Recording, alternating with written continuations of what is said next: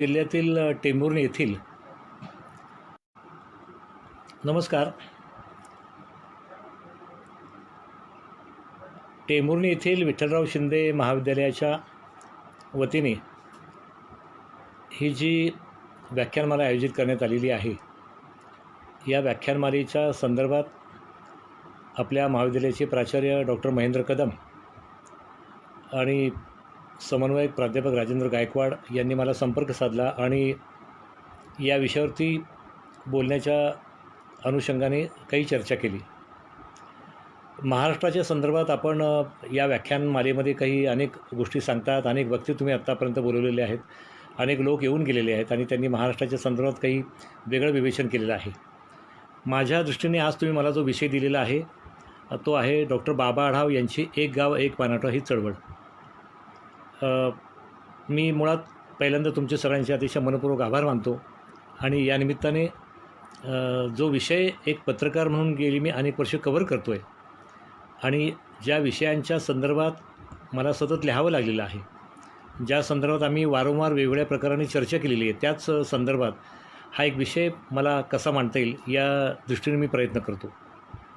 मला निश्चितपणे हे सांगायला पाहिजे की गेल्या सव्वा वर्षामध्ये आपण जो पॅन्डेमिक लॉकडाऊनचा अनुभव घेतो आहे, त्याच्यामुळे अनेक प्रश्न आपल्यासमोर उपस्थित झालेले आहेत, अनेक गोष्टी आपल्यासमोर आहेत.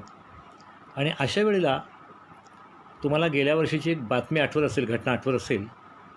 औरंगाबाद जवळच्या कडबाड नावाच्या रेल्वे स्टेशनवरती तिथे एक 16 मजूर हे आपली गाठोडी बांधून आपल्या गावाकडे निघालेले होते. त्यांची समजूत अशी होती की रेल्वे बंद आहेत आणि रेल्वे बंद असल्यामुळे आपल्याला रेल्वेतून जाता येणार नाही, पण रेल्वेच्या मार्गाने कडेकडेने आपण आपल्या गावापर्यंत पोहोचू. आणि त्यामुळे ह्या सगळ्या असंघटित मजुरांनी आपल्या बायका मुलांसह ते निघाले आणि त्यांनी आपली पाठीवरती बोचकी घेतली. ते पुढं त्यांचं मार्गक्रम सुरू होतं आणि अशा वेळेला मागून एक मालगाडी आली आणि त्या मालगाडीने या 16 जणांना उडवलं. आपल्याला माहिती आहे, तो पहाटेच्या सुमाराला अपघात झाला. 16 जणांची आपण त्या कलेवरती ते पाहिली. त्यांच्या पिशवीतले, त्यांच्या सामानातले, बोचक्यातले जे काही कपडे होते, भाकऱ्या होत्या, बांगड्या होत्या, आपण बघितल्या पडलेल्या रस्त्यावरती आणि त्या रुळावरती. आणि आपलं सगळ्यांचं अंतःकरण कालवून गेलं. अतिशय आपण हेलावून गेलो. अतिशय वाईट वाटलं आपल्याला. ह्या पॅन्डेमिकमधला हा एक वेगळ्या प्रकारचा अनुभव होता आणि वेगळ्या प्रकारचं दुःख जे होतं ते आपल्यासमोर एकदम आलं, कठोरपणे आणि अतिशय भीषणपणे. या संदर्भात डॉक्टर बाबा आढाव यांनी या वर्गासाठी, असंघटित कामगारांसाठी गेली अनेक वर्षे खूप मोठं काम केलेलं आहे. खरं म्हणजे बाबा आढावांचा सुरुवातीला परिचय किती करून द्यावा हा माझ्यापुढे प्रश्न आहे, पण तुम्हाला सांगायला हरकत नाही. एकतर बाबा आढावांनी गेल्या वर्षी 90 वर्ष पूर्ण केली. आता त्यांचं वर्ष 91 आहे, वय वर्ष, आणि येत्या 1 जूनला 91 वर्षे त्यांची पूर्ण होतील. पण या पॅन्डेमिकच्या काळामध्ये असंघटित कामगारांसाठीचा त्यांचा लढा त्यांनी चालू ठेवलेला आहे. आजही जेव्हा या संबंधातले प्रश्न असतात तेव्हा ते कलेक्टर कचेरीवरती उपोषणाला बसतात, तिथे आंदोलनामध्ये सहभागी होतात, तिथे भाषण करतात आणि आजही ते घराबाहेर पडून या वंचित, दुबळ्या, उपेक्षित वर्गासाठी काम करतात. जवळपास गेले 65 ते 70 इतक्या मोठ्या कालखंडामध्ये महाराष्ट्रातल्या सामाजिक जीवनामधलं त्यांचं स्थान आहे. आपण त्यांना समाजसेवक म्हणतो, काहीजण त्यांना सामाजिक कार्यकर्ते म्हणतात. मुख्यतः समाजवादी चळवळीमधनं त्यांची जळणघळण झालेली आहे, आपल्याला माहिती आहे. पुण्यामधनं ते पुणे आणि या खेडच्या लोकसभा मतदारसंघातून ते 2दा उभे होते. त्यांना दोन्ही वेळा अपयश आलं.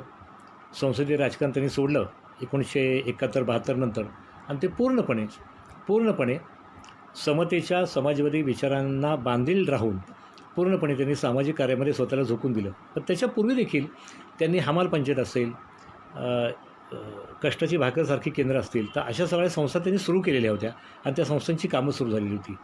माझ्या दृष्टीने फक्त महाराष्ट्राने भारताच्या सामाजिक चळवळीमधलं सर्वात मोठं कॉन्ट्रीब्युशन असलेला एक, आपण ज्याला इंग्रजीमध्ये लिजंड शब्द वापरतो, लिजंड असलेली व्यक्ती आज भारतामध्ये कोणी असेल तर मी नाव घेईन डॉक्टर बाबा आढाव यांचं. आणि त्यामुळे बाबांचं हे काम आपल्याला नीट समजून घेतलं पाहिजे, आपल्याला नीट लक्षात घेतलं पाहिजे. त्यांच्या आयुष्यातले अनेक टप्पे आहेत. हमालांच्या संबंधात त्यांनी पुण्यामध्ये काम सुरू केलं. आज महाराष्ट्राच्या विविध ठिकाणी हमाल पंचायतीची शाखा आहेत. आज अनेक विषय असे आहेत की ज्या विषयांच्यामध्ये आपण पाहतो की बाबांचा संदर्भ आपल्याला अनेक ठिकाणी वाचायला मिळतो. साधारणतः आम्ही एक मांडणी करत होतो, पाहणी करत होतो, अभ्यास करत होतो, तेव्हा असं लक्षात आलं की साधारणतः सुमारे 50 ते 60 प्रकारच्या विविध छोट्या मोठ्या सामाजिक चळवळी या बाबा आढावांनी सुरू केलेल्या आहेत. महाराष्ट्रात सुरू झाल्या, देशात सुरू झाल्या सगळ्या. याच्यामधल्या अनेक मोठमोठ्या चळवळी या समतेच्या चळवळी म्हणून आपण त्यांना समजतो. विषमता निर्मूलन शिबिर ही बाबा आढाव यांनी आपल्या या समतावादी चळवळीला दिलेली एक वेगळ्या प्रकारची एक गोष्ट आहे. पुण्यामध्ये महात्मा फुले समता प्रतिष्ठानची स्थापना झाली, विषमता निर्मूलन समिती स्थापन झाली. त्यानंतरच्या काळामध्ये हिंदू मुस्लिम ऐक्य व्हावं, हिंदू मुस्लिमांची भांडणं होऊ नयेत, भारतामधले हे दोन मोठे समाज भारतातल्या मोठ्या महानगरामध्ये वास्तव्य करतात, नांदतात, खेडेगावात असतात, सगळीकडे असतात. या दोन्ही समाजामध्ये वैरभाव येऊ नये, दुजाभाव येऊ नये, भांडण होऊ नयेत म्हणून त्याच्यासाठी राष्ट्रीय एकात्मता समिती देखील त्यांनी मधल्या काळामध्ये स्थापन केली. एक असा मोठा स्पॅन बाबांच्या कामाचा आहे. अगदी सुरुवातीच्या काळात तुम्ही बघाल 1970-80 नंतरच्या काळामध्ये, तर त्या काळामध्ये कर्नाटक आणि महाराष्ट्राच्या सीमेवरती असलेल्या देवदासींचे काही प्रश्न होते. त्या पुनर्वसनाच्या संबंधातल्या कामात देखील त्यांनी लक्ष घातलं. जोगतिनींचे प्रश्न होते, त्यांचे केस वाढायचे, जटा वाढायच्या, या जटा कापल्या पाहिजेत अशा सर्वांचा आग्रह त्यांनी धरला आणि अंधश्रद्धेच्या एका प्रकारच्या कुप्रथेतून त्या सगळ्या लोकांना त्यांनी मुक्त केलं. त्यामुळे हे पण एक बाजूला विषय. निपाणीमध्ये असलेल्या बिडी कामगार महिलांच्या आंदोलनाला देखील त्यांनी मार्गदर्शन केलेलं होतं. मला असं वाटतं की या सगळ्या चळवळींच्या पार्श्वभूमीवरती जेव्हा बाबा आढावांची आपण एक त्यांच्या आयुष्यातली एक फार मोठी ताकद असलेली चळवळ म्हणून आपण एक गाव एक पाणवठा या चळवळीकडे आपण पाहतो आणि त्या दृष्टीने बाबांची ही चळवळ आपण अभ्यासताना पाहताना काही गोष्टी लक्षात घेतल्या पाहिजेत. आता आज आपल्यापैकी अनेकांना असं वाटेल की बाबा सोलापूर जिल्ह्यामध्ये आमच्याकडे एक गाव एक पाणवठा जवळपास आहे, पण तरी देखील आपण जातीभेद संपला असं म्हणू शकतो का? विषमता संपुष्टात आली असं म्हणू शकतो का आपण? मला आठवते की मी सोलापूरला सकाळ आणि लोकमत या 2 दैनिकांच्यामध्ये काम करत असताना त्यावेळेला दलितांचे अनेक प्रश्न वेगवेगळ्या पद्धतीने असे समोर येत होते आणि त्या प्रश्नांची अनेक निर्गाठ उलगडताना आम्हाला सामाजिक विषमतेचे प्रश्न त्याच्यामध्ये लपलेले दिसत होते.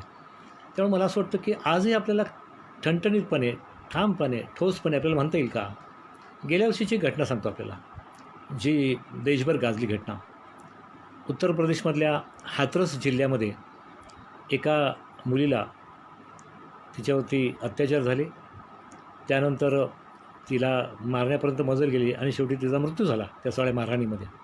आणि नंतर तिचा अंत्यविधी कसा उरकला या तर बातम्या सगळीकडे आलेल्या होत्या. हाथरससारख्या ठिकाणी, जिल्ह्याच्या ठिकाणी तिथे एखाद्या मुलीवरती बलात्कार होतो. ती दलित मुलगी आहे, लक्षात घ्या, मी ती सांगतो आपल्याला, ती दलित मुलगी आहे, दलित समाजातली आहे आणि तिच्यावरती बलात्कार होतो. त्याला जो काही त्रास दिला जातो त्या संपूर्ण कुटुंबाला दहशतीखाली ठेवलं जातं. मला असं वाटतं की असे अनेक विषय आज देखील तुमच्या माझ्या समाजामध्ये, तुमच्या माझ्या देशामध्ये तसे शिल्लक आहेत की जे प्रश्न आज मोठ्या प्रमाणामध्ये आपल्याला अजूनही पुनर्विचार करायला भाग पडतात की आम्ही समतेच्या कुठल्या टप्प्यापर्यंत आता आलो आहोत. आणि म्हणून बाबा आढावांचं हे सगळं काम समजून घेताना आपल्याला काही गोष्टींचा विचार करायला पाहिजे. बाबांचं हे जे काम आहे, या कामाच्या त्यांच्या काही प्रेरणा आहेत आणि त्यातली सगळ्यात मोठी आणि महत्त्वाची प्रेरणा आहे ती म्हणजे महात्मा फुले यांची प्रेरणा. महात्मा फुले यांनी, आपल्याला माहिती आहे की 19व्या शतकामध्ये आपल्या वाड्यामध्ये त्यांनी आपली विहीर ही अस्पृश्यांना खुली करून दिली आणि त्यांना पाणी भरायला परवानगी दिली. महात्मा फुले यांचं 19व्या शतकामधलं हे जे काम आहे, या कामाला जोडूनच तुम्हाला ही बाबा आढावांची एक गाव एक पाणवठा चळवळ जोडता येते. त्याच्यामध्ये आणखीन एक मोठा टप्पा आहे. फुले यांचं हे काम आहे. फुले यांनी विषमतेच्या विरोधामध्ये मोठी लढाई केली, समतेचा लढा उभारला, शूद्राती शूद्र आणि स्त्रीवर्ग यांच्या समतेची भाषा केली आणि त्या दिशेने आंदोलनं सुरू केली, बंडखोरी केली. हे आपण बघितलेलं आहे. त्यांच्या चरित्रामध्ये त्याचे खूप छान तपशील आपल्याला वाचायला मिळतात. अजूनही नवीन नवीन अभ्यासक लिहित आहेत फुल्यांच्यावरती, त्यातूनही आपल्याला अनेक गोष्टी समजतात. 20व्या शतकामध्ये फुल्यांचाच वारसा घेऊन बाबासाहेब आंबेडकरांनी जेव्हा काम सुरू केलं तेव्हा बाबासाहेब आंबेडकरांनी पाण्याच्या प्रश्नावरती 1927 साली, आपल्याला माहिती आहे, 1927 साली मार्च महिन्यामध्ये महाडला चवदार तळ्याचा सत्याग्रह केला. आणि चवदार तळ्याच्या सत्याग्रहामध्ये देखील पुन्हा प्राईम जो प्रश्न होता तो पाण्याचा प्रश्न होता. आणि या पाण्याच्या प्रश्नासाठी त्यांनी तिकडच्या सगळ्या दलित अस्पृश्य कार्यकर्त्यांना एकत्र करून एक मोठ्या प्रकारची भूमिका घेऊन एक मोठ्या प्रकारचं रणशिंग फुंकलं. आणि आजही तुम्ही जर महाडला गेलात तर महाडला ते चौदार तळ्याच्या काठावरती बाबासाहेब आंबेडकरांचा जो पुतळा आहे तर त्याच्यामध्ये तिथे लिहिलेलं आहे की हा फक्त पाण्यासाठी झालेला संघर्ष नसून हा मानवी हक्कांसाठी पुकारलेला संघर्ष होता किंवा लढा होता, असं बाबासाहेबांचं एक विधान त्यांनी त्या पुतळ्याच्या खाली कोरून ठेवलेलं आहे. मला असं वाटतं की महात्मा फुले, बाबासाहेब आंबेडकर या दोघांच्या प्रेरणा आणि खुद्द बाबा आढाव हे समाजवादी चळवळीमध्ये होते बराच काळ, त्यामुळे राम मनोहर लोहिया यांचा देखील मोठा प्रभाव बाबा आढावांच्या त्यांच्या स्वतःच्या चळवळीच्या दिवसांच्यावरती आणि चळवळीच्या कामांच्यावरती आहे. आणि त्या दिशेने आपण ह्या एक गाव एक पाणवठा चळवळीकडे बघायला पाहिजे. 2-3 गोष्टी मला याला जोडून सांगायच्या वाटतात. एक म्हणजे बाबा आढावांनी हे जे काम केलं महाराष्ट्रामध्ये, हे काम खरं म्हणजे महाराष्ट्रासारख्या पुरोगामी राज्याला शोभा देणारं नव्हतं. याचं कारण आपण एक गाव एक पाणवठा ही चळवळ झाली, एक गाव एक पाणवठा आता आपल्याकडे झालेला आहे, आता विषमता संपलेली आहे, अशा स्वरूपाची कोणतीही गोष्ट नव्हती. आणि लक्षात घ्या तुम्ही, ही गोष्ट बाबांनी साधारणतः 1970-71च्या दरम्यानच्या काळामध्ये मांडलेली होती. या काळामध्ये महाराष्ट्रामध्ये काय काय होत होतं आपल्याला दिसत होतं. बाबासाहेब आंबेडकरांचा मृत्यू झालेला होता. त्यानंतर 1960 साली महाराष्ट्र स्वतंत्र झालेला होता. महाराष्ट्र स्वतंत्र झाल्यानंतर यशवंतराव चव्हाण त्याचे पहिले मुख्यमंत्री झालेले होते. यानंतरच्या काळामध्ये दलित तरुणांच्यामधली बंडखोरी एक मोठ्या प्रमाणामध्ये समोर आली आणि दलित तरुणांनी सांगितलं की आम्हाला हे खेडेगावामध्ये आमच्या दलित बांधवांच्यावरती भगिनींच्यावरती होणारे अत्याचार मान्य नाहीत, आम्ही त्याच्यावरती बंड पुकारणार. आणि त्यातून दलित पॅन्थरची स्थापना झाली. असा एक मोठा चळवळींचा स्पॅन आपल्याला या सगळ्या काळामध्ये दिसतो. आणि या दरम्यानच्या काळामध्ये या सगळ्या चळवळींच्या बरोबर बाबा आढाव सतत होते, हे लक्षात घ्या तुम्ही. आणि बाबांनी याच काळामध्ये 1971-72च्या दरम्यान त्यांनी असा विचार केला की आपण मोठ्या प्रमाणामध्ये ही एक गाव एक पाणवठ्याची चळवळ सुरू केली पाहिजे. आणखीन 2 कारणं त्याच्यासाठी. एक म्हणजे 1873 साली महात्मा फुले यांनी सत्यशोधक समाजाची स्थापना केलेली होती. त्या सत्यशोधक समाजाच्या स्थापनेला 100 वर्षे पूर्ण होत होती 1973ला. 1974ला 2 मोठे संदर्भ महाराष्ट्राच्या इतिहासाशी जोडलेले आहेत. एक त्यातला महत्त्वाचा संदर्भ होता तो म्हणजे छत्रपती शिवरायांच्या राज्याभिषेक रोहणाचा जो कार्यक्रम झाला 1674ला रायगडावर. या राज्याभिषेक सोहळा संदर्भातील त्रिशताब्दी महोत्सव 1974ला होता. शिवाय राजर्षी शाहू महाराज यांची जन्मशताब्दीचं वर्ष देखील तेच होतं. त्यामुळे असे अनेक राजकीय, सामाजिक, ऐतिहासिक संदर्भ या सगळ्या गोष्टीला जोडलेले होते. आणि त्यामुळे बाबा आढावांनी असं ठरवलं की आपण आता आपली एक गाव एक पाणवठा ही चळवळ सुरू केली पाहिजे. बाबांनी 2 गोष्टी केल्या. सरकारला निवेदनं दिली त्यांनी, लोकांना कळवलं. आणि नंतर त्यांनीच म्हटल्याप्रमाणे साधारणतः 1971 ते 73 या काळामध्ये त्यांनी महाराष्ट्रामधल्या विविध गावांच्यामध्ये, तालुक्यांची गावं असतील, छोटी गावं असतील, अशा गावांच्यामध्ये जाऊन या चळवळीला सुरुवात केली. त्याच्यामध्ये ही चळवळ सुरू करताना महात्मा फुले यांचा विचार, बाबासाहेब आंबेडकर यांच्या चळवळीचा वारसा आणि या सगळ्याला जोडलेलं राजर्षी शाहू महाराजांचा एक व्यापक अशा अर्थाने या दलित उपेक्षित वर्गाकडे बघण्याची एक त्यांची भूमिका, या सगळ्यांचा एक यथोचित अशा स्वरूपाचा एक धागा जोडून बाबांनी ही चळवळ सुरू केली. पुणे जिल्हा, नगर जिल्हा, नाशिक असेल, धुळे असेल, महाराष्ट्रामधल्या अनेक जिल्ह्यांच्यामध्ये ते गेले. आणि या सगळ्या जिल्ह्यांच्यामध्ये या ज्या सगळ्या चळवळींना त्यांनी एक वेगळ्या प्रकारचा एक संदर्भ दिला. तो संदर्भ सामाजिक संदर्भ होता. तो संदर्भ असा होता की त्यात काय काय होतं, त्यात फक्त एका ठिकाणी जाऊन तुम्ही त्या विहिरीमध्ये किंवा त्या पाण्यावरती पाणी तुम्हाला उपलब्ध आहे की नाही, हा एवढ्यापुरता तो मर्यादित विषय नव्हता. बाबा आढावांनी त्यानंतर त्यांच्या अनुभवांचं हे गाठोडं एका मोठ्या पुस्तकामध्ये नंतर प्रसिद्ध केलं. त्याचं नावच आहे एक गाव एक पाणवठा. मौज प्रकाशनाने हे पुस्तक प्रसिद्ध केलं. तर बाबांनी हे अनुभवाचं गाठोडं जेव्हा प्रसिद्ध केलं तेव्हा त्याच्यामध्ये अनेक गोष्टी आपल्या समोर आल्या. काय समोर आल्या, त्यात महत्त्वाची गोष्ट अशी होती की फक्त ही पाण्याची चळवळ जी होती, हे पाणी देण्याची, एक गाव एक पाणवठा करण्याची चळवळ, हे त्या अर्थाने तेवढ्यापुरती मर्यादित नव्हती. ही व्यापक अर्थाने विषमता निर्मूलनाची, समतेचा विचार प्रस्थापित करणारी अशा स्वरूपाची ही एक व्यापक अशी चळवळ होती. आणि त्या दिशेने बाबांनी या चळवळीकडे बघितलं होतं. मग काय काय झालं त्याच्यामध्ये अनेक गोष्टी झाल्या. एक गोष्ट अशी झाली की तिथे त्या गावामध्ये असलेली शाळा, या शाळेमध्ये दलित शिक्षक आहेत का? मग दलित शिक्षक असतील तर त्या शिक्षकांचं स्थान काय आहे? या गावामध्ये दलित वस्त्या आहेत का? त्या दलित वस्त्यांची एकूण विकासाची स्थिती काय आहे? त्यांच्या हक्कांचे प्रश्न कुठले आहेत? त्यांचे इश्यूज कोणते आहेत? त्यांना गावाकडून त्रास होतो का? गाव त्यांना आपल्यामध्ये सामावून घेतं का? हा पण एक मोठा मुद्दा पुढे दिला. आणखीन एक मुद्दा पुढे आला. या गावामध्ये सार्वजनिक वावराची जी ठिकाणं आहेत, या सार्वजनिक वावराच्या किंवा सार्वजनिक अशा ठिकाणांच्यामध्ये दलित बंधू भगिनींना तिथे सन्मानाचं स्थान मिळतं का? काय काय गोष्टी होऊ शकतात या सगळ्या चळवळीमध्ये आणि काय काय प्रश्न येऊ शकतात, याचा एक व्यापक अशा पद्धतीचा धांडोळा बाबारावांनी या निमित्ताने घेतला. आणि मला माहिती आहे की त्या सगळ्या काळामध्ये एक विषण्ण करणारे, दुःखी करणारे अनुभव त्यांना येत होते. पुणे जिल्ह्यातलं एक उदाहरण बाबांनी दिले या सगळ्या चळवळीमध्ये, या प्रवासामध्ये. ते गेले तिथे, त्या गावचे पाटील होते, त्या पाटलांनी सहकार्य केलं. छानपैकी त्याचा कार्यक्रम झाला की एक गाव एक पाणवठा, चला आता सगळ्यांनी इथे पाणी भरायचं. आणि बाबाडावांच्या चळवळीमधले कार्यकर्ते आणि बाबाडावांची पाठ फिरल्यानंतर त्याच्या पुढच्याच क्षणी एक गाव एक पाणवठ्याचं स्वप्न तुटलं, तो विचार तुटला आणि तुम्ही तुमच्या पाणवठ्यावरती पाणी भरायला जायचं असं त्या दलित बांधवांना सांगण्यात आलं.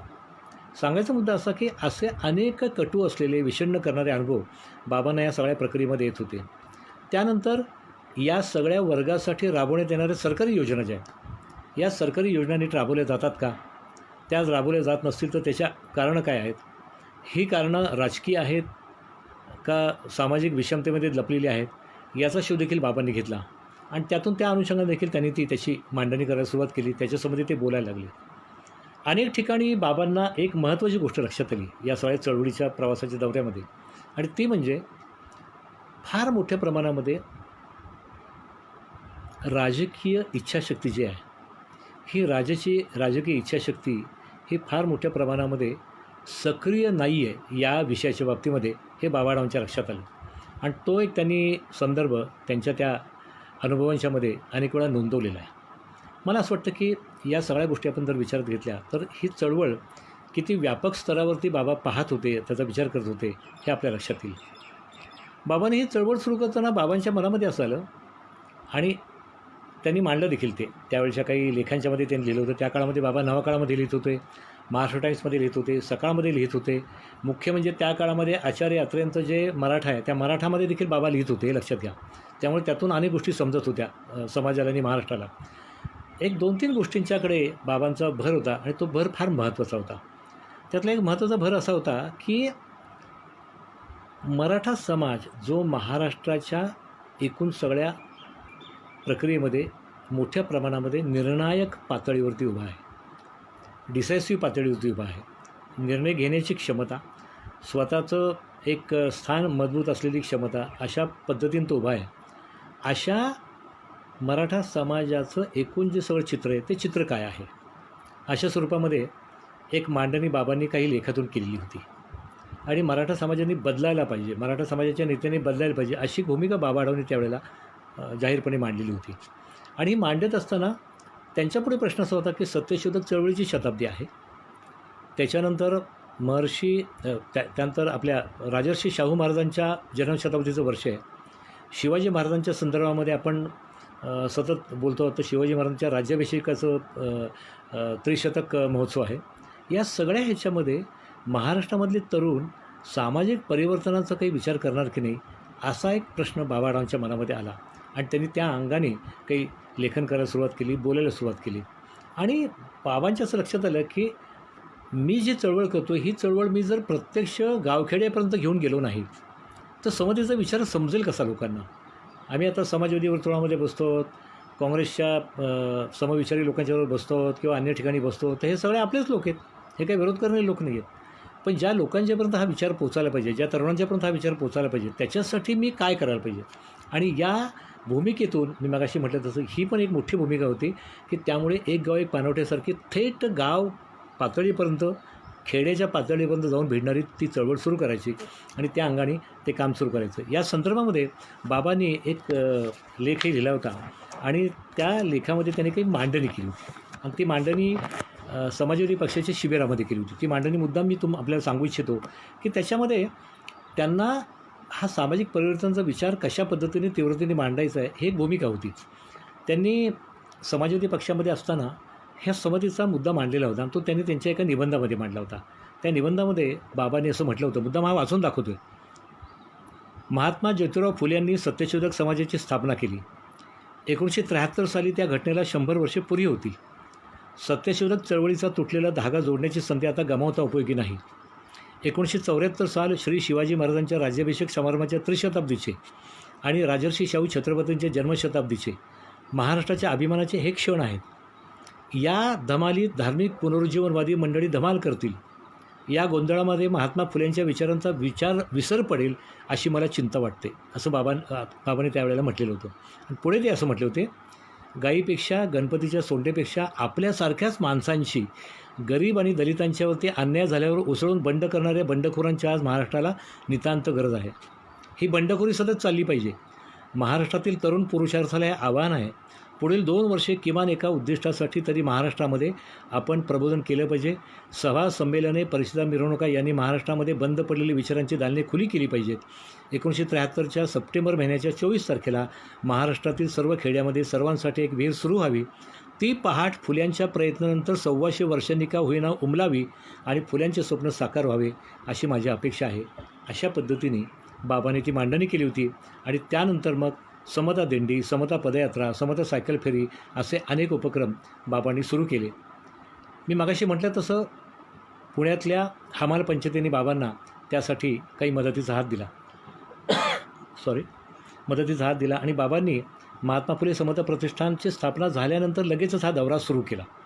या सुमारे 2 वर्षांच्या दौऱ्यामध्ये महाराष्ट्रातल्या 70 ते 75 तालुक्यांच्यामधनं बाबांनी हा दौरा केला आणि साधारणतः 183 गावामधनं त्यांनी लोकांना एकत्र आणून साथ घातली आणि मोठ्या प्रमाणामध्ये हा समतेचा विचार कसा रुजेल हे बघायला, हे मुद्दाम अनुभवायला सांगितलं, त्यासंबंधी लक्ष घालायला सांगितलं. साधारणतः या अनुभवांचं त्यांचं पुस्तक मौज प्रकाशनाने 1976 साली नंतरच्या काळामध्ये प्रकाशित केलं. या चळवळीमध्ये मी मगाशी म्हटलं तसं तुम्हाला अनेक पैलू त्याच्यात होते. राजकीय नेत्यांची फारशी उत्साहाची भूमिका नव्हती, पण सुदैवाने असं झालं की त्या काळामध्ये शरद पवार राज्याच्या मंत्रिमंडळामध्ये होते आणि त्यांनी शाहू महाराजांच्या या जन्मशताब्दीच्या निमित्ताने एक राज्यस्तरीय समिती स्थापन केली आणि त्या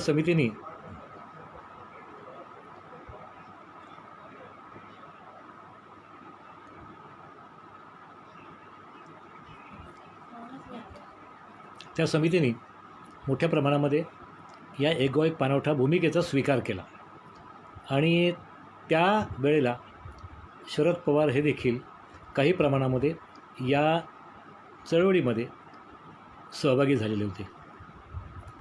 मला असं वाटतं की हे जे एक गाव एक पाणवठ्याची चळवळ होती, ह्या चळवळीमध्ये मगाशी सांगितलेले अनेक पैलू आलेलेच होते, पण सर्वात महत्त्वाची गोष्ट अशी होती की या सगळ्या प्रक्रियेमध्ये स्त्रियांना देखील खूप दुबळं आणि खूप असं वेगळ्या प्रकारचं स्थान होतं. बाबांनी ही चळवळ सुरू करताना ज्या अनेक घटना एकमेकांशी जोडून सांगितलेल्या आहेत, त्यातली एका संदर्भासाठी मी मुद्दाम आपल्याला त्या पानाकडे नेतो. त्यांनी असं सांगितलं की पुण्यामध्ये आणि कराडमध्ये आणि अहमदनगरमध्ये त्या 2-3 जिल्ह्यांच्यामध्ये त्या काळामध्ये काही घटना अशा घडल्या होत्या. त्याच्यामध्ये 3 विवाहित मुलींचे खून झालेले होते आणि ते खुनाची कारणं वेगळी होती. त्यातली एका मुलीचा तर खून हा ती गरोदर असताना, बाळंत असतानाच झालेला होता. दुसरा एक जो खून झाला तो ऑनर किलिंगसारखा, म्हणजे जातीच्या संदर्भात, आणि तिसरा एक खून झाला तो प्रेम प्रकरणात, आणि त्याच्यामध्ये देखील पालक आणि भाऊ आघाडीवरती होते त्या मुलीला मारण्यामध्ये. अशा 3 खुनाच्या संदर्भामध्ये बाबांनी आपलं एक मनोगत समाजापुढे व्यक्त केलं आणि सांगितलं की आपल्याकडे महिलांच्या बाबतीत देखील एक आता आपण अतिशय दुबळी आणि त्यांना अतिशय निष्प्रभ ठरवणारी अशा स्वरूपाची आपण भूमिका घेतो, तर या भूमिकेमध्ये आपण बदल केले पाहिजे. हा देखील एक मोठा मुद्दा बाबांच्या या सगळ्या चळवळींच्या काळामध्ये होता. ह्या चळवळींची पदयात्रा वगैरे सुरू असताना त्याच्या बातम्या येत होत्या, त्याच्या संदर्भामध्ये अनेक वेगवेगळ्या गोष्टी येत होत्या. त्यामुळे आपल्याकडे उत्साहाने अनेक वेळा प्रसिद्धी पुरुषभोवतीच्या न्यायाने अनेक जण त्याच्यामध्ये सहभागी होण्याचे प्रयत्न देखील होते. पण हे सगळं करत असताना बाबांना या निमित्ताने महाराष्ट्रामधलं सामाजिक वास्तव लक्षात येत होतं. हे सामाजिक वास्तव जे आहे, सामाजिक वास्तव समतेचं आहे अशातला भाग नाही.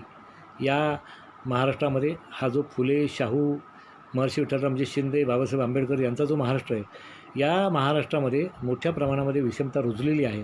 खेडेगावापर्यंत ती पसरलेली आहे आणि त्या विषमतेच्या दलदलीमधलं बाहेर येण्याची लोकांची तयारी नाही. हा अतिशय एक सुन्न करणारा अनुभव बाबांना या सगळ्या काळामध्ये आला, हे मुद्दाम इथे नमूद केलं पाहिजे. आणि त्यामुळे आता हा महाराष्ट्र बदलायचा असेल तर काय करायचा? हा फुले, शाहू, शिंदे, आंबेडकरांचा महाराष्ट्र करायचा असेल तर काय करायचा? या दिशेने मग त्यांचे ते प्रयत्न सुरू झाले. आणि मग त्या प्रत्येक ठिकाणी कार्यकर्त्यांची समिती स्थापन करणे, कार्यकर्त्यांना विश्वासात घेणे, पुढचे कार्यक्रम देणे, तिथल्या मुख्य म्हणजे या सगळ्या प्रक्रियेमध्ये आपल्याला सांगायला पाहिजे की बाबासाहेब आंबेडकरांनी जो 1927चा सत्याग्रह केलेला होता 14 तळ्याचा, त्या 14 तळ्याचा सत्याग्रह करताना त्याला एक कायदेशीर अधिष्ठान होतं. काय अधिष्ठान होतं? तर 1923 साली मुंबई असेंब्लीमध्ये त्यावेळचे एक समाजसेवक आणि बाबासाहेब आंबेडकरांच्या चळवळीचे एक सहकारी मित्र असलेले रावबहादूर सी.के. बोले यांनी एक ठराव आणला होता मुंबई असेंब्लीत.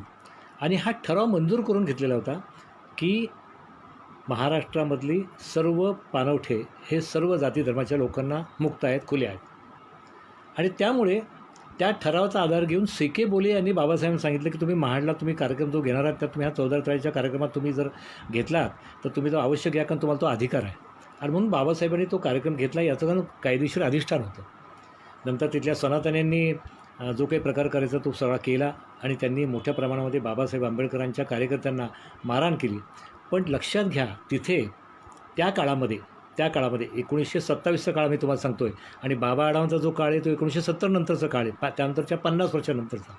तर 1927च्या काळामध्ये महाडचे तत्कालीन नगराध्यक्ष सुरेंद्रनाथ उर्फ सुरबानाना टिपणीस हे बाबासाहेबांच्याबरोबर पूर्णपणे सहभागी होते, सक्रिय सहभागी होते. बाबा आढावांना मात्र महाराष्ट्राच्या ह्या एक गाव एक पाणवठ्याच्या चळवळीमध्ये गावागावामध्ये प्रवेश करताना सरपंच असतील, उपसरपंच असतील, जिल्हा परिषदांचे अध्यक्ष असतील किंवा अनेक वेगवेगळ्या स्वरूपाचे पदाधिकारी असतील पक्षांचे, हे सगळे पदाधिकारी ह्या समतेच्या विरोधामध्ये कसे आहेत, ते विषमतेला कसं खतपाणी घालत आहेत, अशा स्वरूपाचे अनेक अनुभव त्यांना या निमित्ताने त्यांच्या पदरी जमा झाले. आणि त्यामुळे बाबांचा हा दौरा एका अर्थाने व्यापक समाज प्रबोधनाचा, व्यापक समाज मंथनाचा, कलेक्टरांना निवेदनं देणं, मामलेदारांना निवेदन देणं, ग्रामपंचायतीला निवेदनं देणं, तिथल्या दलित बांधवांना करणं, असे सगळ्या पातळीवर बाबा आढाव प्रयत्न करत होते. आणि तिथल्या तरुण मुलांना, तरुण कार्यकर्त्यांना, सामाजिक संघटनांना एकत्र आणत होते. यानंतरच्या एका पर्वामध्ये बाबांनी आणखीन एक वेळा टप्पा त्यांनी तो त्याचा केला. हा एकावेक चळवळीचा जरी भाग असला तर त्याचा टप्पा थोडा वेगळा होता. आणि बाबांनी या दरम्यानच्या काळामध्ये राजस्थानमध्ये एक दौरा केला. राजस्थानमधले सामाजिक प्रश्न खूप घनगंभीर आहेत हे त्यांना माहिती होतं. त्यामुळे तिथल्या महिलांना ते भेटले, तिथल्या सामाजिक कार्यकर्त्यांना भेटले. आणि जयपूरमध्ये असेल किंवा राजस्थानच्या अन्य ग्रामीण भागात असेल, त्यांनी तिथल्या महिलांची स्थिती बघितली आणि पारंपरिक ओझ्याखाली आणि परंपरेच्या कुप्रथांच्या खाली तिथला हा समाजवर्ग कसा खाली दडपला गेलेला हे त्यांनी पाहिलं. मला असं वाटतं की बाबांनी हा सगळा एक पाणवठा चळवळीचा कार्यक्रम आखताना अनेक गोष्टी त्यांनी केल्या होत्या. त्यात पहा तुम्ही छोट्या छोट्या गोष्टी किती आहेत त्यात. 1930 साली गांधीजींनी मिठाचा सत्याग्रह केला होता. आणि या मिठाच्या सत्याग्रहामध्ये गांधीजींनी त्या 300 किलोमीटरच्या रस्त्यावरची जी सगळी गावं आहेत या गावांचा एक असा सर्वे केलेला होता. त्या गावात शाळा किती आहेत, त्या गावात विहिरी किती आहेत, त्या गावामध्ये अस्पृश्यता पाळली जाते का, त्या गावामध्ये लोकांचे कामधंद्याचे व्यवसाय काय आहेत, तिथे पुरेसं दूध आहे का, तिथे लोकांच्या वाट्याची शेती पुरुषी आहे का, अशा स्वरूपाचा सर्वे गांधीजींनी केलेला होता.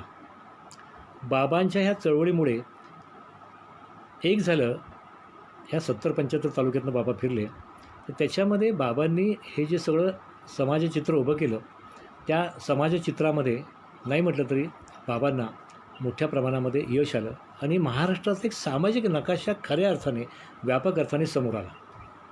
तुम्ही सांगा मला, या पद्धतीने आपल्याकडे विद्यापीठांनी काम केलं असेल का? संशोधन संस्थांनी काम केलं असेल का? मला शंका आहे.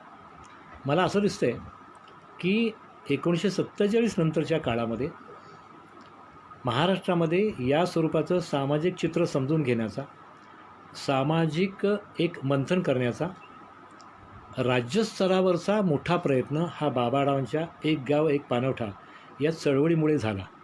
आणि त्यामुळे त्यातून महाराष्ट्राच्या सामाजिक समतेच्या वाटेमधले अडसर कोणत्या आहेत, या अनेक गोष्टी आपल्यासमोर आल्या. आणि त्यामुळे पुढच्या प्रत्येक सरकारला त्या दिशेने काम देखील करावं लागलं. खूप कामं करावं लागली. नंतर आपल्याला माहिती आहे की आपल्याला नंतर पाण्याचे प्रश्न आणखी सोपे कसे होता येतील, काय करता येतील, या पद्धतीने आपल्याला काही गोष्टी सरकारला कराव्या लागल्या. सरकारला दलित बांधवांना, अस्पृश्य बांधवांना कसा न्याय देता येईल आणि त्यांच्यावरचा अन्याय दूर कसा करता येईल, यासंबंधी काही गोष्टी करता आल्या. यानंतरच्या काळामध्ये जिल्हा परिषद, पंचायत राज व्यवस्थेमध्ये अस्पृश्य बांधवांना आणखीन संधी कशी देता येईल, कसं स्थान देता येईल, यासंबंधीचे प्रयत्न सुरू झाले. आणि मला असं वाटतं की एक मोठ्या प्रमाणामध्ये महाराष्ट्रामध्ये एक नाही म्हटलं तर एक मुवमेंट सुरू झाली. त्याच वेळेला बाबारावांची विषमता निर्मूलन शिबिरं भरत होती. त्या शिबिरांच्यामध्ये वेगवेगळ्या समाजाचे प्रश्न समोर येत होते. याच काळामध्ये भटक्यांचे पण प्रश्न समोर आले, जे प्रश्न बाबांना या सगळ्या त्यांच्या एक गाव एक पाणवठ्याच्या भ्रमंतीमध्ये दिसत होते. आणि त्यातूनच हे भटक्यांचे प्रश्न देखील त्यानंतरच्या काळामध्ये आपल्याला अग्रक्रमावरती येताना दिसले, की ज्याच्या संबंधामध्ये या भटक्यांच्यामधल्या अनेक मग नेत्यांनी, कार्यकर्त्यांनी कामं केली. मग लक्ष्मण माने असतील, लक्ष्मण गायकवाड असतील, बाळकृष्ण रेणके असतील, आपले मोतीराम राठोड असतील, किंवा अगदी अगोदरच्या पिढीमधले म्हटले तर दौलतराव भोसले वगैरे यांच्यासारखे लोक असतील. या सगळ्या लोकांनी ती कामं करायला ती सगळी सुरुवात केली. आणखीन एक गोष्ट झाली, बाबांच्या या पुढाकारामुळे आणखीन एक गोष्ट झाली.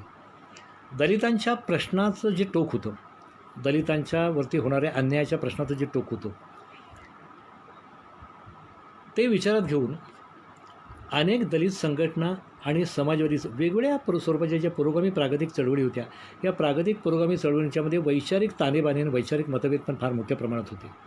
आणि त्यामुळे मोठ्या प्रमाणामध्ये बाबांच्या ह्या चळवळीमुळे दलित चळवळीमधले, दलित पॅन्थरमधले अनेक तरुण हे बाबांच्या ह्या चळवळीशी जोडले गेले. आणि त्यांच्या लक्षात आलं की बाबा जे काही काम करत आहेत, हे काम शेवटी अंतिमतः आपल्या समाजाच्या हिताचं आहे आणि आपल्या समाजाला खऱ्या अर्थाने न्याय देणार आहे. आणि त्यामुळे त्या सगळ्या काळामध्ये बाबांनी केलेली ही चळवळ दलित तरुणांना खूप भावली. अलीकडेच मला एका कार्यक्रमाच्या निमित्ताने अर्जुन डांगळे भेटले होते. आणि 75-76 वर्षाचे आता अर्जुन डांगळे आहेत. तर डांगळे मला सांगत होते की म्हटले, अरुण, त्या काळामध्ये म्हटले ह्या 70-80च्या काळामध्ये बाबा आढाव हे आमचे हिरो होते. याचं कारण बाबांच्या सगळ्या चळवळींचा संदर्भ हा विषमता निर्मूलनाचा असायचा, समतेच्या दिशेने असायचा. आणि त्यामुळे आमच्या सगळ्या तरुणांचं, आमच्या लेखक कवींचं सगळ्यांचं लक्ष हे बाबांच्यावर तेव्हा असायचं. आणि बाबा त्यावेळेला जे आम्हाला सांगत होते त्या सगळ्या गोष्टी किती खऱ्या होत्या, ह्या आता उशिरा का महिने पण मला पटत आहेत. त्यावेळी आमच्यातल्या काही लोकांनी मतभेद व्यक्त केले असतील किंवा आणखीन काही झालं असेल, पण त्या सगळ्या काळामध्ये बाबांनी जे काम उभं केलं, त्या कामामुळे दलित समाजाच्या संघटनांना, आंदोलनांना शक्ती मिळाली. गंगाधर पानतावणे देखील मला या संदर्भात काही वर्षांपूर्वी असंच काहीसं सांगत होते. नामदेव ढसाळ असतील, नामदेव ढसाळ यांचे बंधू असलेले जयदेव गायकवाड, या सगळ्या यांच्या सगळ्यांच्या कार्यक्रमामध्ये बाबाडावांना मी अनेक वेळा बघितलेलं आहे. मला असं वाटतं की त्यामुळे ही जी चळवळ होती, मी मगाशी म्हटलं तसं, ही चळवळ स्वातंत्र्यानंतरच्या काळामध्ये सगळ्या महाराष्ट्रामधल्या समतेचे बिंदू टिपणारी आणि विषमतेच्या गोष्टी कुठे कुठे अजूनही रुजलेल्या आहेत आणि विषमतेच्या गोष्टी कुठे कुठे टिकून आहेत, अशा सगळ्या गोष्टींचा धांडोळा घेणारी ही जी चळवळ होती, ही चळवळ मला वाटतं एकमेव चळवळ होती. मला आता महाराष्ट्रामधली अशी चळवळ आठवत नाही की ज्या चळवळीने संपूर्ण महाराष्ट्र व्यापलेला होता. त्या दरम्यानच्या काळामध्ये आपल्याला माहिती आहे की एक 50-60-70च्या दरम्यानच्या काळामध्ये गोदावरी परोळीकरांची ही वारली आदिवासींसाठीची एक चळवळ सुरू होती.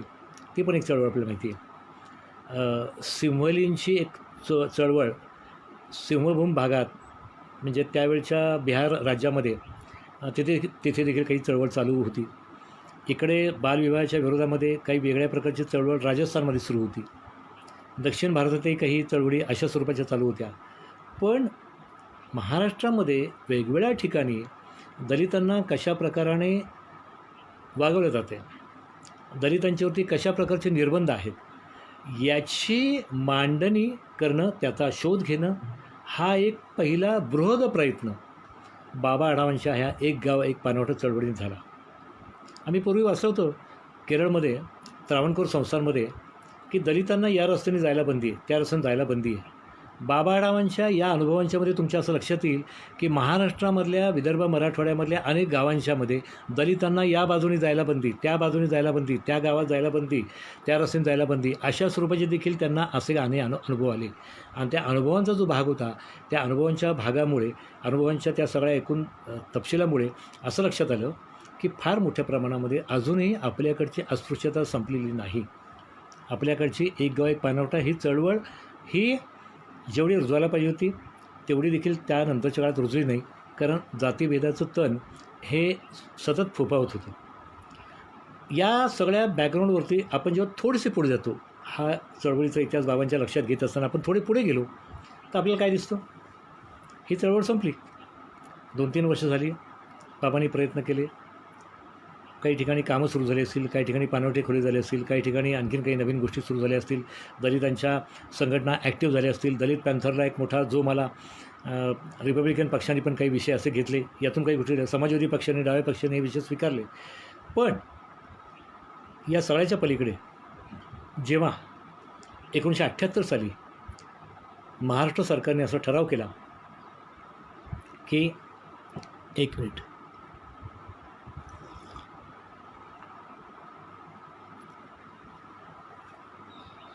मराठवाडा विद्यापीठाचं आम्ही नामांतर करणार. त्यावेळेला मराठवाड्यामध्ये अनेक गावांच्यामध्ये दंगली उसळल्या आणि त्याची क्षिती मोठ्या प्रमाणामध्ये दलित बांधवांना लागली. काही खून झाले, जाळपोळ झाली, कोणी देवळापाशी बसला म्हणून त्याचा खून झाला, एकाला जाळून टाकण्यात आलं, एकाला बसस्टॉपवर मारण्यात आलं. अशा सगळ्या घटना मराठवाडा नामांतराच्या चळवळीच्या वेळेला आपल्याला घडलेल्या दिसल्या आणि त्या भागातल्या प्रस्थापित सनातनी लोकांनी ह्या सगळ्या गोष्टींना हातभार लावला, हे आपण बघितलं. या सगळ्या काळामध्ये एस.एम. जोशी असतील, नानासाहेब गोरे असतील, या सगळ्यांनी भाई विद्या असतील, सदानंद वर्दे असतील, यदुनाथ सत्य असतील, या सगळ्या लोकांनी खूप मोठी कामं केली आणि त्यांनी या सगळ्या लोकांना शांत करण्याचं काम केलं. आपण या पद्धतीने हिंसाचार करू नये, जाती धर्माच्या नावाने विषमतेचं हे बेनं वाढता कामा नये, अशा स्वरूपाची भूमिका या सगळ्या लोकांनी घेतली. आणि त्यातून नंतर मग तो मराठवाडा विद्यापीठाचं नामांतर शरद पवार मुख्यमंत्री असताना 14 जानेवारी 1954 ते पार पडलं. मला असं वाटतं की या सगळ्या नकाशामध्ये पाहताना, ह्या सगळ्या चळवळींचा एक व्यापक असा आढावा घेत असताना आपल्या असं लक्षात येतं की या समाजाला समतेचं काही फारसं पडलेलं नाही. त्यांना ही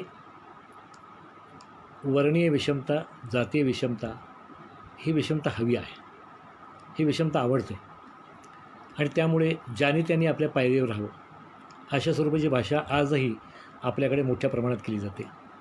आणि त्यातूनच महिलांना राजकीय आरक्षण देताना आपल्याकडे फार मोठ्या प्रमाणामध्ये टीकाटिप्पणी झालेली होती आणि ती काही साधीसुधी टीकाटिप्पणी होती, फार मोठ्या प्रमाणात झाली होती.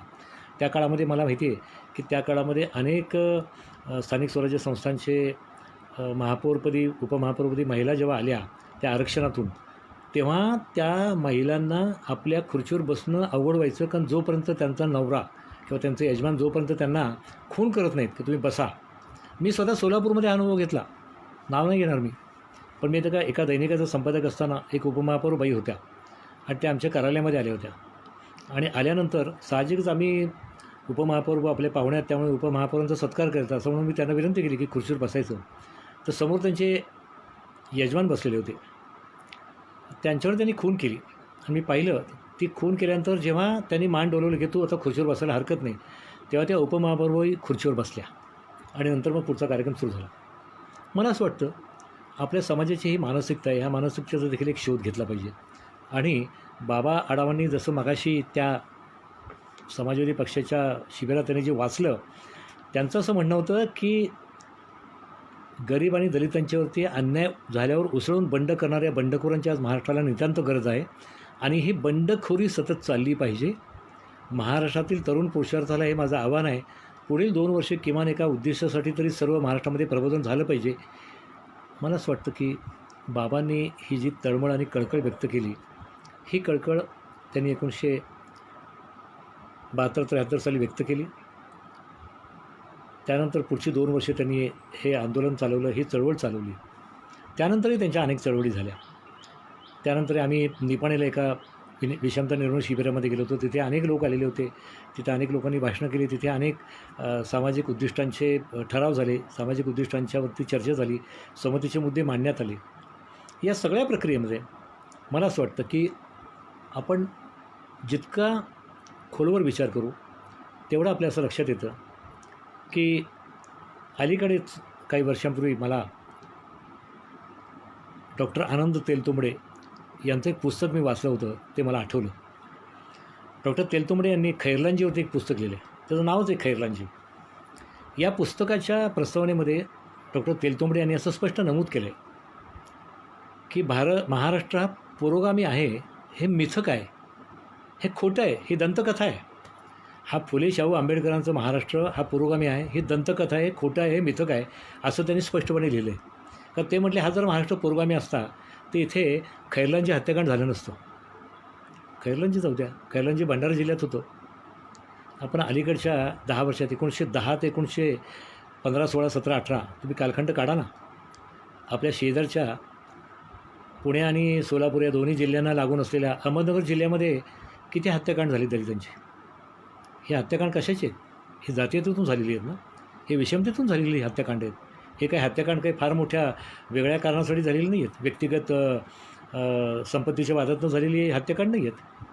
किंवा अगदी काही वर्षांपूर्वी तुम्हाला सगळ्यांना माहिती असेल, माढा तालुक्यातलं उदाहरण आपल्याला माहिती असेल. आपल्याकडे पारध्यांचं एक मोठ्याच्या मोठ्या झोपडीला आग लावून ते पारध्यांनाच मारण्यात आलं सकाळी सकाळी. ते किती मोठे अनेक पारधे तिथे मारले गेलेले होते. आपल्याला माहिती आहे कुठले होते ते आणि काय नेमकं ते कारण होतं ते. मला असं वाटतं की त्यामुळे हा एक मोठा व्यापक विचार आपण सगळ्यांनी केला पाहिजे की नेमकं काय चालू आहे, नेमकं कशासाठी चालू आहे. आणि आज मग आपल्याला बाबाडावांच्या चळवळीचा वारसा पुढे नेत असताना आपण आजही 91 वर्षाच्या बाबा आढावांच्याकडनंच ती आपण मागणी करणार का, ती अपेक्षा करणार का आपण. पुढच्या पिढ्या कुठे काम करणार, काय करणार. आज मला असं दिसतंय आपल्या सगळ्या सामाजिक महाराष्ट्राचा सामाजिक चेहरा जर बघितला तर त्याच्यामध्ये आज आपल्याकडे कोणीही सामाजिक समतेच्या संबंधामध्ये चर्चा करायला तयार नाही. विषमतेचे कुठले मुद्दे आहेत याच्यासंबंधी आपण काही फारसे बोलायला तयार नाही. आणि त्यामुळे एक फार मोठ्या प्रकारची कोंडी, फार मोठ्या प्रकारची कुचंबना या दबलेल्या वर्गामध्ये निर्माण झालेली आहे. या वर्गाला वाटतं की आमच्याकडे आम्ही जे काही जगतो आमच्या जगण्याला काही सामाजिक न्यायाचा संदर्भ मिळणार आहे की नाही. आणि त्यामुळे गेल्या वर्षी पॅन्डेमिकच्या काळामध्ये जेव्हा सुरुवात झाली आणि तेव्हा ते 16 मजूर रेल्वे लोअरवरती मरून पडलेले आपण पाहिले. त्यांच्या व्यथा वेदना जेव्हा समोर आल्या, बाबाडावांनी त्याच्या कितीतरी अगोदर ह्या असंघटित कामगारांसाठी मोठ्या प्रमाणामध्ये काम सुरू केलं. तुम्हाला मुद्दाम सांगायला पाहिजे की दिल्लीमध्ये 2006 साली 8 साली त्यांनी मुद्दाम 2-3 दौरे केले आणि दिल्लीमध्ये त्यांनी केंद्रीय श्रम मंत्रालयाचे दरवाजे ठोठावले. तिथल्या कार्यकर्त्यांना बरोबर घेतलं. भारतातल्या अनेक संघटना एकत्र आल्या. अरुणा रॉय तिथे आलेल्या होत्या. अरुणा रॉय होत्या, मेधा पाटकर होत्या. या सगळ्यांनी तिथे एकत्र येऊन मोठ्या प्रमाणामध्ये बाबांच्या ह्या आवाजामध्ये आवाज मिसळला, सुरात सूर मिसळला आणि असंघटित कामगारांसाठी आपल्याला काहीतरी काम करायचं आहे हे त्यांनी स्पष्टपणे सांगितलं आणि यासाठी कायदा झाला पाहिजे असं सांगितलं. आता सामाजिक सुरक्षेचा एक कायदा झालेला आहे आणि त्या कायद्याच्या मार्फत आता काही प्रमाणामध्ये काही एक थोडासा दिलासा या असंघटित वर्गाला मिळतो आहे. पण बाबाडावांचा आग्रह असा आहे की या देशामधली कोट्यावधी एक अशी संख्या ही मोठी आहे या असंघटित कामगारांची, मजुरांची, की त्यांना तो न्याय आणि तो दिलासा मिळाला पाहिजे आणि त्यांना ते त्यांच्या जगण्याची हमी आणि जगण्याचा हक्क त्यांचा तो मिळाला पाहिजे. आणि त्यामुळे मला असं वाटतं की बाबांची ही जी एक पाणवठा चळवळ होती, त्या चळवळीचे हे असे विविध आणि असे अनेक पैलू आहेत की ज्या पैलूंचा आपण नेमकेपणाने अभ्यास केला पाहिजे. इथे मला मुद्दाम तुम्हाला आणखीन एक संदर्भ सांगायचा, तो मुद्दाम संदर्भ सुटू नये म्हणून मी तो सांगतो आपल्याला. मला असं वाटतं की त्या ह्याच्यामध्ये एक मोठी गोष्ट अशी आहे की महात्मा फुले यांचं घर पुण्यामध्ये होतं, आपल्याला माहिती आहे. महात्मा फुले यांचं निवासस्थान पुण्यात. बाबा आढावांनी या चळवळीच्या काळानंतरच्या 75-80 नंतरच्या काळामध्ये सतत अशी मागणी केली की महात्मा फुले यांचा पुण्यातला वाडा हे राष्ट्रीय स्मारक झालं पाहिजे आणि त्या दिशेने पण त्यांनी खूप प्रयत्न केले.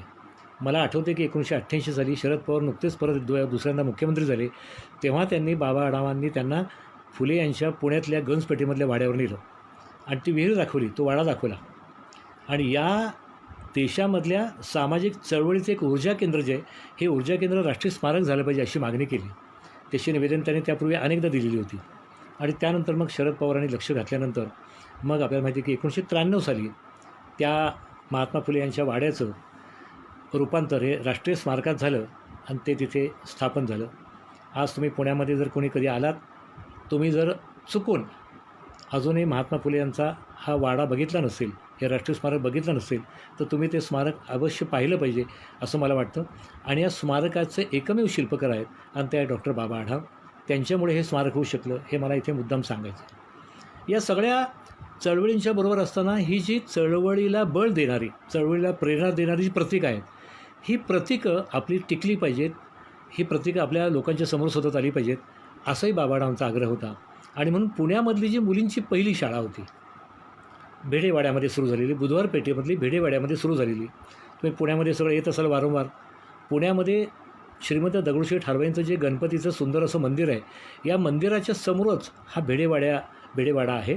आणि ते भेडेवाड्याच्या शाळा जी सावित्रीबाई चालवत होत्या, फातिमाबी चालवत होत्या, त्या शाळेच्या संदर्भातली एक महापालिकेने लावलेली पाटी आहे.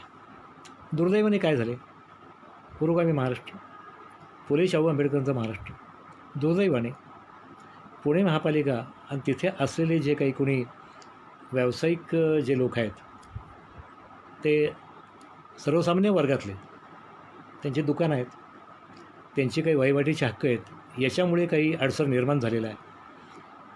पण ज्या महाराष्ट्रालाच नाही, ज्या देशाला, ज्या महापुरुषांनी आणि त्याच्या साध्वी पत्नींनी मुलींच्या शिक्षणाचा हक्क दिला आणि मुलींना शिकायला सांगितलं, त्यांचं त्या पहिल्या शाळेचं स्मारक करण्यासाठी काय आपल्याला काही करता येत नाही आहे, काही करता येऊ नये. मला याची फार मोठी खंत वाटते आणि खरं म्हणजे याच्या संबंधामध्ये काहीतरी तोडगा निघाला पाहिजे. सरकारने, न्यायालयाने सगळ्यांनी हस्तक्षेप करून या सगळ्या सर्वसामान्य वर्गातले जे लोक आहेत, ज्यांचे तिथं रोटीरोजी अवलंबून आहे, अशा सगळ्या लोकांच्या पुनर्वसनाची सुयोग्य अशा स्वरूपाची हमी घेऊन त्यांना तसं पुनर्वसन त्यांचं करून पण हे स्मारक झालं पाहिजे असं वाटतं आपल्याला. आणि काय किती मोठं ऊर्जा केंद्र आहे ते, तुम्ही पहा ना, किती मोठं ऊर्जा केंद्र आहे ते. आज आपण भारताच्या निरनिराळ्या शहरामध्ये जेव्हा जातो तेव्हा तुम्ही पहा, मी आता आज पुण्यामध्ये आम्ही आता महात्मा फुले स्मारकाला जातो तेव्हा आम्हाला खूप बरं वाटतं. तिथे बाहेरच्या बाजूला सावित्रीबाई आणि ज्योतिरावांचा पुतळा आहे. आपण ती सावित्रीबाई आणि ज्योतिरावांचा तो वाडा आपण माध्यमात पाहतो तेव्हा फुल्यांचं शेवटचं मृत्यूपत्र आपल्याला वाचायला मिळतं. फुल्यांनी ती खुली गेलेली विहीर आपल्याला ती पाहायला मिळते. हे सगळं पाहत असताना तिथे बाल अत्याचार प्रतिबंधक गृह देखील आपल्याला पाहायला मिळतं की जिथे या पुणे शहरातल्या ज्या छोट्या छोट्या मुली होत्या, ज्यांना अकाली गर्भारपण आलं होतं, अशा मुलींची बाळंतपणं सावित्रीबाईंनी त्या वाड्यामध्ये केलेली आहेत. असा तो वाडा आज सुदैवाने त्या वाड्याचं राष्ट्रीय स्मारकात रूपांतर झालेलं आहे. त्यामुळे निश्चितपणे आपल्याला एक चांगले की ऊर्जा केंद्र मिळालेलं आहे. पण जी शाळा पहिली ती तुम्ही लक्षात घ्या, ही शाळा पहिली म्हणजे ही नुसती शाळा पहिली नाही ना, या शाळेला पुढे मागे किती संदर्भ जोडलेले आहेत. अहो, त्या शाळेमध्ये जेव्हा मुलींची परीक्षा घ्यायचा प्रसंग जेव्हा आला तेव्हा त्या चौकामध्ये 1000-2000 लोक ह्या मुलींची परीक्षा काय असते पाहण्यासाठी जमा झाले ते पुण्यातले लोक त्या काळामध्ये. आणि त्यानंतर तशा स्वरूपाचं एक ऑब्झर्वेशन, एक निरीक्षण त्यावेळच्या सरकारी ब्रिटिश अधिकाऱ्यांनी आपल्या दप्तरामध्ये नोंदवलेलं आहे. त्या बुधवार पेठले शाळेमध्ये ती शाळा एक वेगळ्या प्रकारचं ज्ञानसाधनेचं ऊर्जा केंद्र आहे. ती शाळा तिथे स्मारकाच्या रूपाने एक प्रतीक म्हणून का होईना, पण एक चांगल्या चळवळीचा एक टप्पा म्हणून काय होईना, या देशातल्या मुली आमच्या शिकायला लागल्या. त्या शिकण्याची सुरुवात कुठे झाली हो, ते पुण्यातल्या बुधवार पेठेतली भेडेवाड्यामधली ही शाळा, की ज्या शाळेमध्ये जाताना सनातन्यांचे दगड, सनातन्यांनी टाकलेले शेणगोळे फेकून सावित्रीबाई शाळेमध्ये यायच्या, कपडे बदलायच्या आणि मुलींना शिकवायच्या. फातिमाबी देखील यायच्या, मुलींना शिकवायच्या. या दोघींनी ती शाळा चालवली ज्योतिराव फुलेंनी दिलेल्या एका ज्ञानाच्या बळाच्या आधारावरती. मला असं वाटतं की हा पण एक विचार करण्यासारखी गोष्ट आहे. आणि त्यामुळे हे सगळं पाहत असताना मला आवर्जून असं वाटतं की आपण जेव्हा या चळवळींचा विचार करतो तेव्हा मला नेहमी असं वाटतं की खरं म्हणजे विठ्ठलराव शिंदे महाविद्यालयाने खूप चांगला हा उपक्रम आयोजित केला आहे. मी त्यांना धन्यवाद देईल. महेंद्र कदम सर तर अतिशय उपक्रमशील आहेत. शिवाय मराठीमधले मोठे समीक्षक, कादंबरीकार आहेत, आमचे चांगले सन्मित्र आहेत. सकाळमध्ये, लोकमतमध्ये असल्यापासून मी त्यांना ओळखतो. ते आमचे खूप चांगले स्नेही आहेत.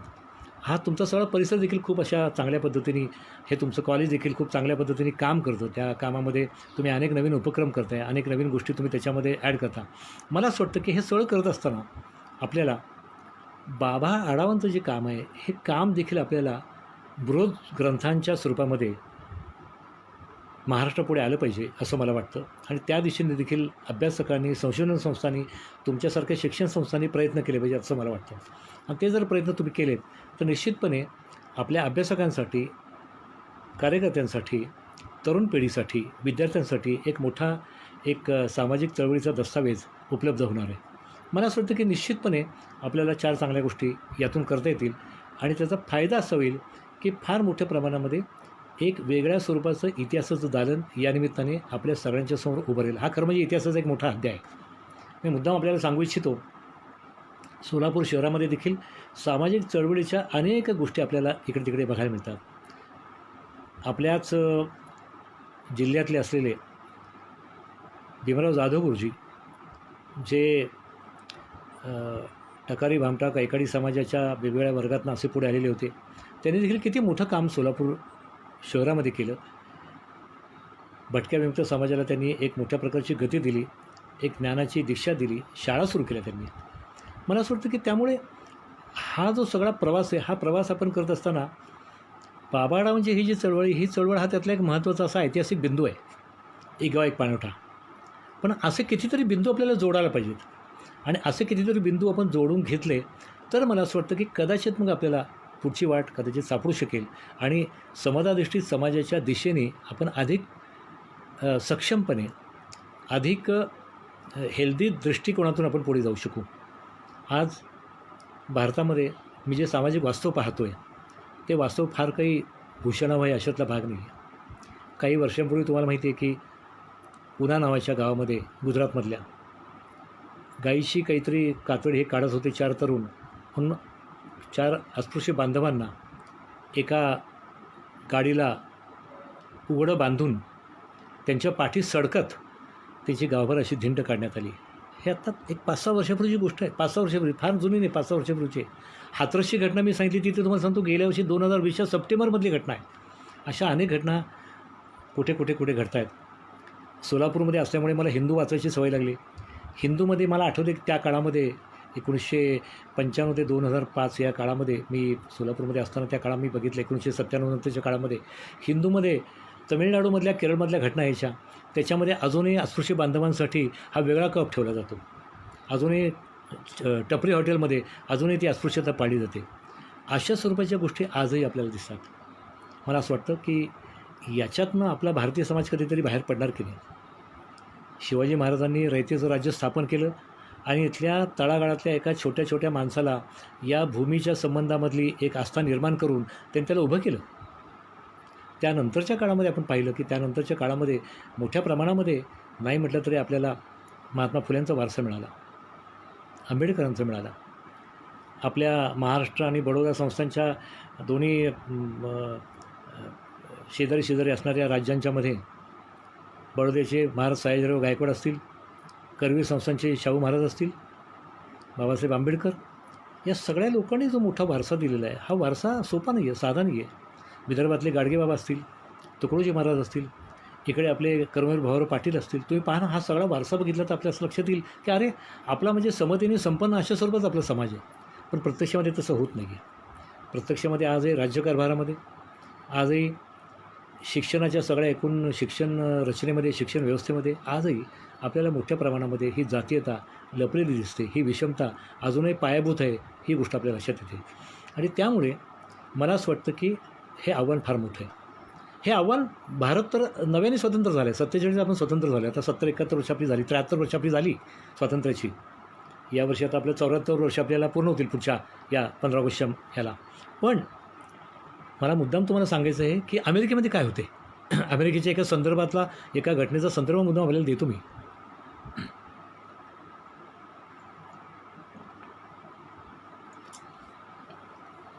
गेल्या वर्षी डोनाल्ड ट्रम्प अध्यक्ष असताना अमेरिकेमध्ये श्वेतवर्णीय प्रभुत्वाच्या एकूण सगळ्या आक्रमक लोकांनी मोठ्या स्वरूपामध्ये एक भूमिका घेऊन अमेरिकेमध्ये वेगळं वातावरण निर्माण केलं होतं. त्याचा परिणाम तुमच्या लक्षात आला काय झाला?